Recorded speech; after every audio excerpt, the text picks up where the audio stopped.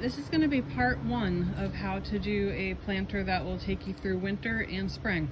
So in this first part, we're just going to plant our bulbs. So I've taken out the top layer of the soil and I'm getting my bulbs ready to go down into the pot. Alright, the bulbs are in, so now we're just going to cover them back up with the dirt. Do you want some help, bud? Good work. Nice job. Keep going. Great job. And spread that dirt. You're such a good helper. Alright, part one is done. Our bulbs are in the pots according to the planting depth on the package. And what I've done now is basically gone around my yard and just used this as an opportunity to trim any evergreens that were encroaching on other plants. So I've got a variety of cut evergreens here. I think I have spruce, rhododendron, pine, maybe yew, and then I have winterberry in my yard also.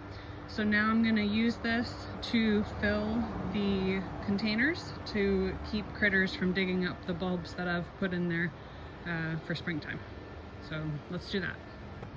Okay, we are all done. So I used pretty much all the materials that I gathered. Here's one pot, for example.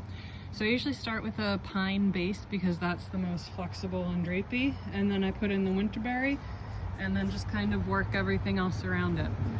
So now I have this container that's gonna take me, well, it's now after Halloween, so I feel like I can start doing this, but it's gonna take me through the holidays, and everything will just freeze into place once it gets cold. You don't really have to water it unless there's a severe drought. And now all my containers are done for the holidays, and in the spring I can just pull out the evergreens once things thaw and start warming up and the tulips start growing, and then I'm all ready for spring. Forgot that we had pine cones that we gathered earlier this summer, so we just came back through and added those to each of the pots, and now we are all set.